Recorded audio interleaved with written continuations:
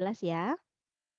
Sebelumnya perkenalkan, saya dengan Miss Suci, senior trainer dari RCK. Untuk webinar kali ini, saya akan memberikan beberapa gambaran mungkin ya atau contoh-contoh nih dari kehidupan kita sehari-hari yang ada kaitannya dengan teknik-teknik yang sudah RCK sediakan. Karena kalau untuk teorinya atau materinya saya yakin semua sudah menguasai ya, tinggal bagaimana nih pengaplikasiannya di dunia nyata gitu ya, di kehidupan kita sehari-hari. Untuk teknik yang pertama, ini paling banyak diminati nih. Oke, sebentar. Ini ada sepertinya yang salah kamar webinar. Kita nggak punya program untuk tips berjualan online ya. Silahkan mulai langsung keluar dari webinar ini. Sepertinya salah kamar nih. Oke. Ya, untuk keseluruhan teknik yang sudah Arsike sediakan, sebetulnya ini satu dengan yang lainnya berkaitan ya. Artinya kita menyediakan teknik-teknik ini berkaitan satu dengan yang lain karena memang intinya adalah bagaimana komunikasi, menjalin komunikasi gitu ya untuk misalnya pada saat kita wawancara atau pada saat kita ingin memasarkan kemampuan diri kita di dunia kerja atau pada saat kita ingin berjualan gitu ya, berjualan secara online maupun offline baik di bidang jasa ataupun produk. Kemudian gimana juga nih komunikasi kalau kita udah jualan terus tiba-tiba ada yang komplain gitu ya. Ada keluhan nih dari pelanggannya. Komunikasinya seperti apa yang harus kita lakukan supaya si pelanggannya nggak kapok gitu ya dan akhirnya bisa walaupun kita misalnya melakukan kesalahan, pelanggan tersebut nanti akan kembali lagi membeli produk yang ada yang kita jual gitu ya. Nah, untuk yang pertama karena memang yang paling banyak diminati adalah teknik wawancara kerja, ini seru ya karena untuk wawancara ini semua aspek diuji cobakan. Artinya ketika nanti kita mengikuti tes wawancara kerja, kita juga dituntut untuk bisa berbicara. Betul ya? Berbicara, mengkomunikasikan apa yang kita miliki kepada si pewawancara. Harus bisa nih ngasih tahu, misalnya Mbak Nurmaliza punya keahlian apa. Kalau kita tidak mampu mempresentasikan dengan baik, kalau kita tidak mampu berbicara dengan baik, mungkin mereka nggak paham nih. Padahal kita punya kelebihan, gitu ya. Nah, terkadang juga kita udah bisa nih berbicaranya, tapi kalah nih sama rasa nervous. Karena kan untuk berbicara di depan umum atau melakukan presentasi biasanya ada rasa nervous ya. Ada rasa gugup yang kita rasakan ketika apalagi pada saat wawancara, benar ya? Nah, kita coba cek dulu sebelum ke wawancaranya. Yang pertama sekali harus kita kuasai adalah bagaimana cara kita berkomunikasinya gitu ya. Bagaimana nih cara kita menyampaikan, nih loh Mbak, Mas David Hidayat ini punya keahlian A. Terus mau disampaikan nih ke si pewawancaranya. Gimana nih caranya gitu kan ya. Nah, kalau kita sudah berlatih, kita sudah punya pengalaman berbicara kepada orang lain misalnya yang memang baru gitu ya untuk dunia kita gitu ya, baru ketemu mungkin kepada satu wawancara kan nanti orangnya baru ya, bukan orang yang kita kenal sebelumnya, ya kan? Nah, ini gimana nih menghadapi rasa nervousnya, rasa gugupnya, apa yang akan dijelaskan nanti gitu ya. Karena kebanyakan dari kenapa mungkin sebagian orang merasa gagal gitu ya, merasa gagal mengikuti tes wawancara kerja. Gagalnya karena mungkin tidak diterima, tadi dianggapnya gagal gitu ya, padahal kalaupun memang tidak diterima bekerja di tempat tersebut ya berarti kita udah punya pengalaman dong, pengalaman untuk mengikuti tes wawancara kerja gitu ya, yang tidak semua orang bisa dapatkan, ya kan. Nah, sekarang balik lagi ke bicaranya, karena bicara ini skill, kemampuan otomatis harus kita latih, harus kita asah. Yang sudah menyadari nih misalnya, iya nih ternyata kalau buat ngomong di depan orang baru misalnya atau untuk berbicara di depan umum atau melakukan presentasi tuh kayaknya, susah banget nih misalnya gitu ya. Kayaknya kurang bisa nih menjelaskan sesuatu atau materi di depan orang banyak misalnya. Nah, silakan untuk dilatih gitu ya. Latihannya kayak gimana? Udah ada handphone kan? Nah, di handphonenya ada kamera nih rata-rata. Silakan direkam cara kita berbicaranya, latihan nih Mbak Nurjanah misalnya mau mau besok mau presentasi atau besok mau ada tes wawancara kerja, latihan dulu berbicaranya misalnya dengan memperkenalkan diri, misalnya saya dengan Nurjanah, kemudian usia saya berapa gitu-gitu ya. Nah, kalau misalnya kita sudah mampu menyampaikan itu dan kita paham nih, kan kita rekam nih, terus kita dengerin lagi, oh iya ternyata saya ngomongnya udah bener nih misalnya. Nah, berarti tinggal ditingkatkan lagi nih. Tapi kalau misalnya sekiranya begitu udah direkam, "Aduh ternyata, aduh iya ya kok cara ngomongku kok gini ya?" kira-kira orang nanti ngerti nggak ya? Nah, kalau sekiranya ini memang kita merasa seperti itu ya, berarti latihannya harus lebih banyak lagi. Jam terbangnya harus ditambah lagi untuk bisa berlatih berbicara ini. Karena nanti ketika kita misalnya mengambil pekerjaan sebagai marketing, marketing kan biasanya terus-terusan ya melakukan presentasi kepada klien gitu, walaupun konteksnya tidak formal, mungkin pada saat makan siang gitu ya, pada saat makan bersama misalnya, atau memang kita mengunjungi rumah si kliennya gitu ya, artinya tidak dalam situasi formal. Mungkin situasi formal yang kita tahu ada audiens gitu ya, kemudian ada misalnya kita berbicarain di ruang meeting, kemudian semuanya serba formal gitu ya. Tapi tidak melulu seperti itu, presentasi presentasi yang kita lakukan bisa juga presentasi dengan cara informal, artinya tidak melulu harus ada audiens yang banyak, kita sebagai pembicara enggak. Pekerjaan sebagai marketing pun sama ya, itu kita melakukan presentasi di setiap harinya. Supaya apa? Supaya kita mendapatkan klien gitu ya, supaya kliennya nih bisa join gitu sama perusahaan kita gitu ya. Jadi untuk presentasi ini kaitannya dengan tadi berbicara di depan umum ya, berkaitan nih. Karena memang kita perlukan apalagi di dunia kerja. Nggak mungkin dong nanti kita kan dalam bekerja atau di dunia kerja ada tim ya, misalnya minimal 5 orang nih dalam satu timnya. Terus nggak mungkin dong kita diem-dieman, ya nggak? Pasti nanti ada briefing gitu kan, menjelaskan nih target hari ini apa yang harus kita capai. Nah, mungkin one day gitu ya, kita yang jadi pembicaranya nih, yang ngasih tahu rekan-rekan yang lain bahwa misalnya, oke nih besok ada kerjaan ini, targetnya gini. Kemudian kita sebar ya misalnya gitu. Nah, kalau kita tidak pandai memberitahukan informasi tersebut, mungkin nanti akan ada miscommunication ya, yang sering menyebabkan mungkin pertengkaran dan lain sebagainya karena salah paham tadi, gitu ya. Kemudian kalau bicaranya udah dilatih nih, presentasinya udah bisa nih, udah sering latihan pakai handphone atau mungkin di depan temannya, atau mungkin nih melakukan Zoom meeting kayak gini nih, coba ya kita tes nih, misalnya aku mau latihan, kamu nanti koreksi ya, misalnya anggap saja aku sebagai pewawancara, kamu sebagai pelamarnya misalnya gitu ya. Jadi saling berlatih gitu ya. Nah, kemudian kalau udah nih, udah oke, udah siap nih untuk berbicara. Nah, kita masuk nih ke tahap interviewnya. Ada yang sudah pernah interview kerja? Udah ya, pasti ada yang sudah nih. Nah, sebetulnya pertanyaannya sama aja, yang ditanyain itu-itu aja. Benar nggak? Pertanyaan itu-itu aja. Paling disuruh kenalan, paling disuruh minta jelasin kemampuan yang dimilikinya apa, paling juga disuruh ditanyain pengalamannya apa nih di dunia kerja, ya kan? Paling itu aja sebenarnya. Tapi kenapa kita merasa kita gagal gitu ya? Kenapa kita gagal nih? Padahal kan yang ditanya itu aja. Yang pertama mungkin, faktor yang pertama kita kurang rasa percaya diri. Sehingga ketika menjawab setiap pertanyaannya, karena tadi grogi tadi ya, grogi, kemudian kitanya kurang persiapan, ya udah, nanti ala kadarnya aja gitu ya, yang kita tampilkan kepada si pewawancaranya. Nah, ini kan yang nggak kita inginkan, benar nggak? Jadi kalau misalnya udah tahu nih mau wawancara, latihan. Latihannya kayak gimana? Kan mau wawancara, Miss. Wawancara kan cuma ditanya. Oh iya, itu dia. Kita harus bisa berlatih. Kira-kira nanti antisipasi pertanyaannya seperti apa. Oh, nanti pasti ditanya ini, suruh kenalan, suruh memperkenalkan diri misalnya.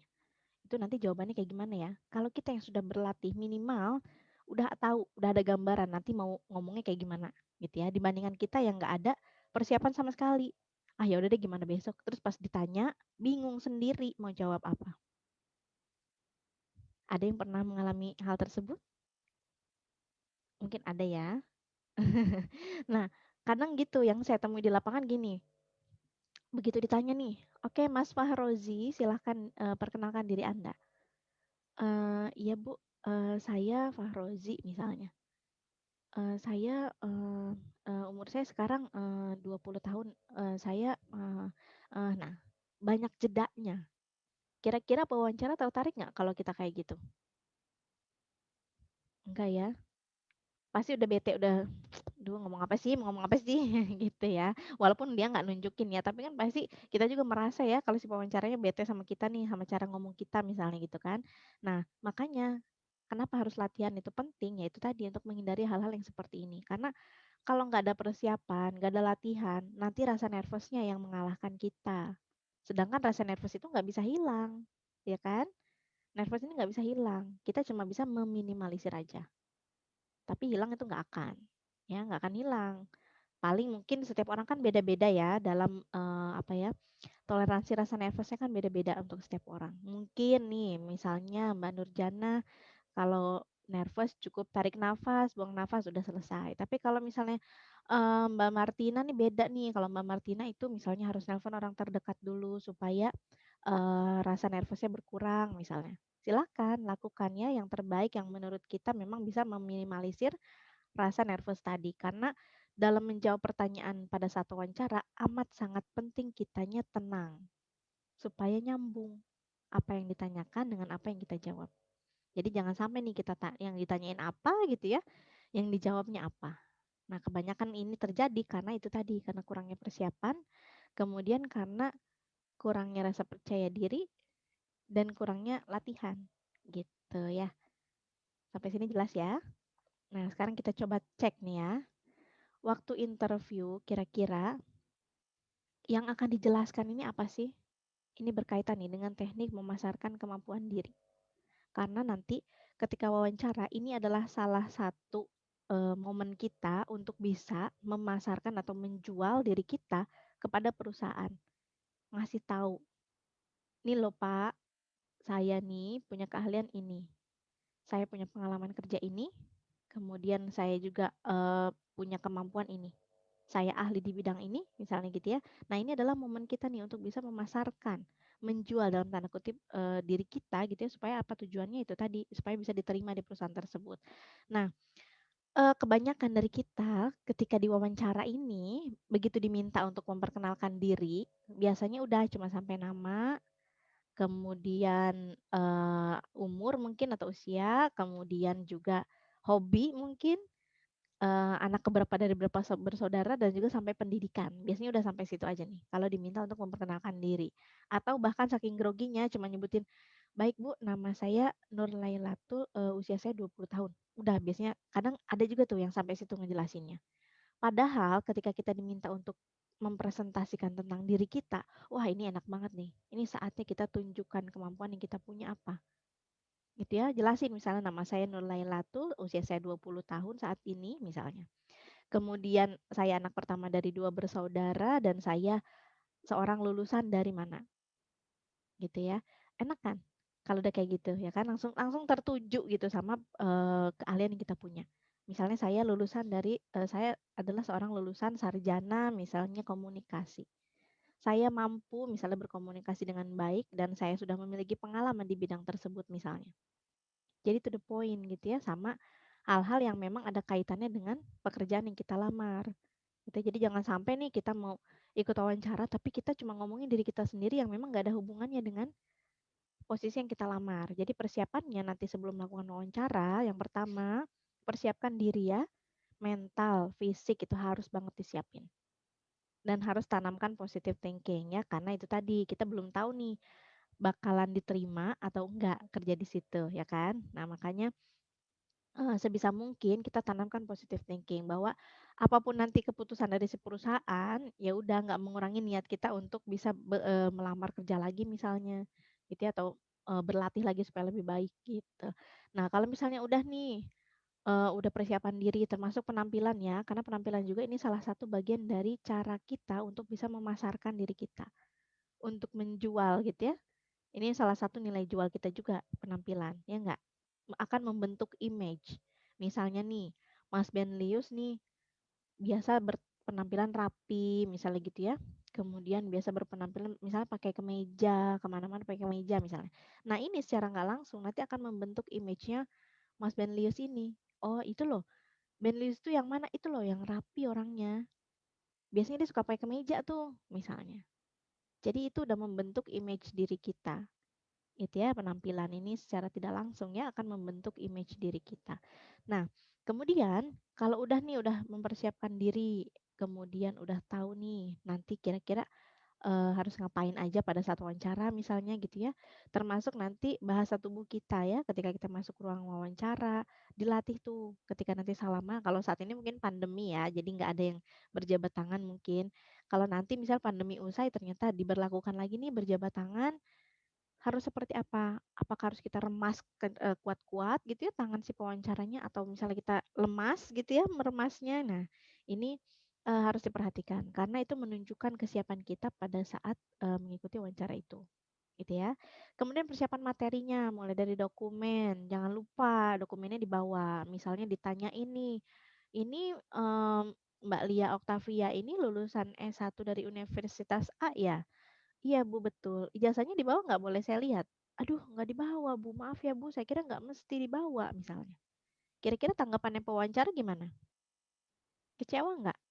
Pasti kecewa loh, kamu kan mau wawancara ya, harusnya dokumen pun disiapkan karena itu bagian dari wawancara gitu ya, karena ketika kamu melamar kerja di sini kan kamu melampirkan dokumen-dokumen. Nah, ada kemungkinan kalau nanti si pewawancara akan menanyakan dokumen tersebut yang aslinya biasanya gitu ya, dikhawatirkan mungkin ada mereka mungkin curiga gitu ya, ini asli atau enggak, ingin memastikan gitu ya bahwa oh ya ini benar asli nih misalnya. Nah, kemudian persiapan dokumen, KTP dan segala macam sampai ke ijazah gitu, sampai sertifikat-sertifikat yang kita sudah punya, dilanjutkan nih ke persiapan materinya. Materinya adalah tentang biografi perusahaannya, harus tahu ya.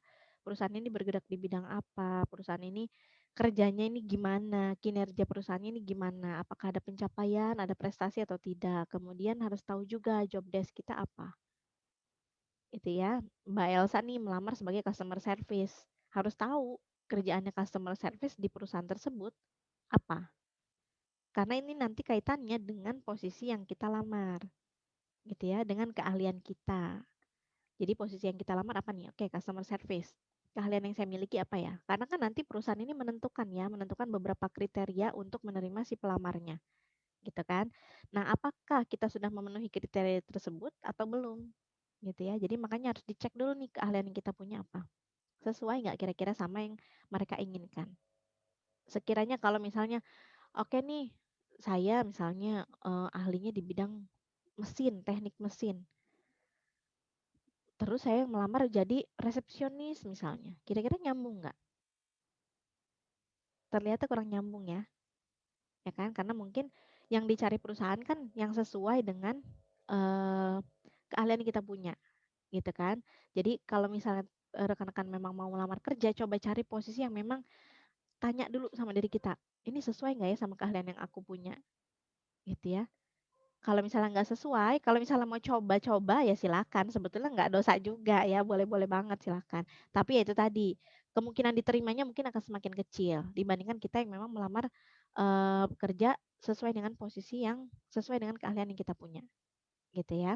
Jadi harus tahu dulu keahliannya, harus tahu dulu diri kita ini sebenarnya keahliannya apa, kemampuannya apa, kelebihan kita apa dibandingkan pelamar yang lain.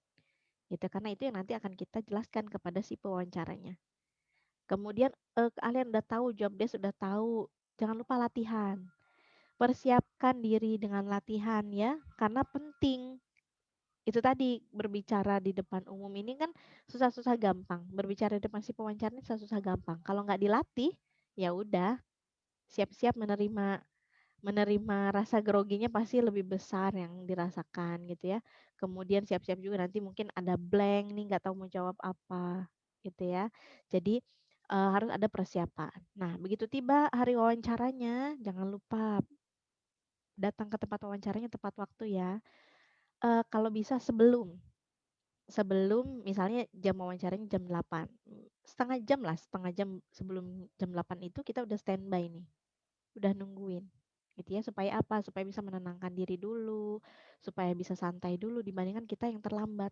Kebayang nggak mau wawancara terus terlambat, pasti banyak yang ketinggalan, pasti kitanya juga nggak fokus, ya kan. Jadi kalau misalnya mau wawancara, usahakan harus bisa fokus gitu ya dalam menjawab setiap pertanyaannya. Kemudian juga kita harus tahu nih bagaimana cara kita berbicara. Kalau kita udah latihan, biasanya udah aman tuh. Oh iya nih, ternyata cara ngomong saya kayak gini. Oh udah deh, bisa diterima deh kayaknya misalnya. Dibandingkan kita yang nggak pernah latihan berbicara, gitu ya. Nanti muncul nih pertanyaan nih.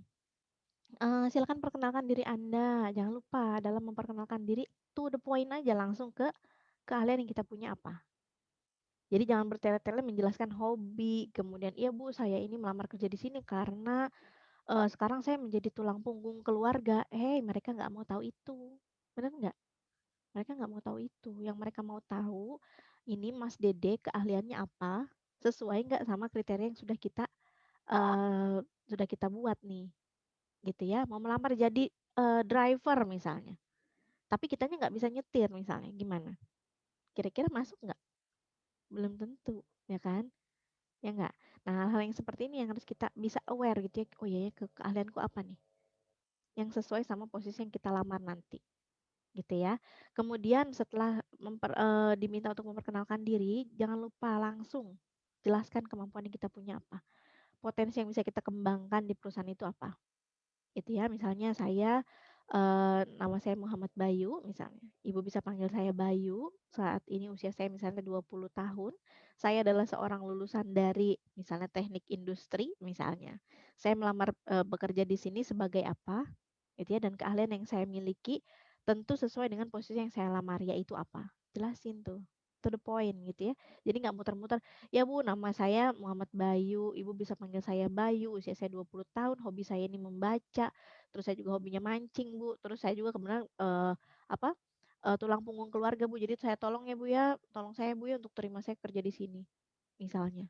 Kira-kira gimana ditanggapi oleh si pewawancaranya? Nanti apa sih? Udah tiba-tiba minta diterima kerja di sini. Emang kamu punya apa keahliannya? Gitu ya. Jadi alangkah lebih baiknya ketika diminta untuk memperkenalkan diri, to the point. Langsung jelasin kemampuan yang kita punya apa. Gitu ya. Nanti ketika ada pertanyaan lagi, misalnya untuk gaji nih. Gaji gimana nih? Gaji di sini kecil loh. Kamu bisa menerimanya atau tidak? Kamu bersedia menerimanya atau tidak?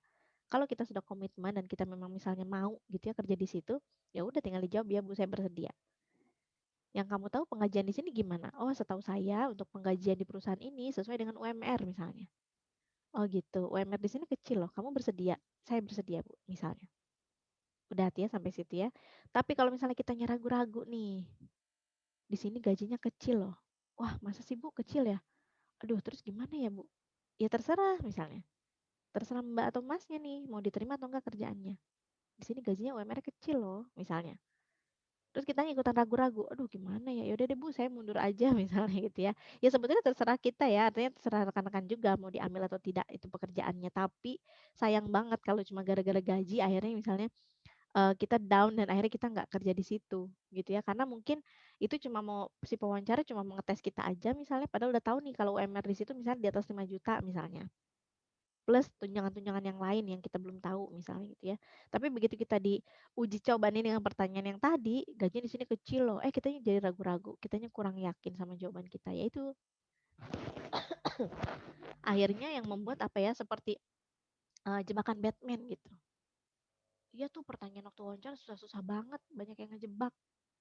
Padahal enggak, padahal jawaban kita yang sebenarnya menjebak diri kita sendiri.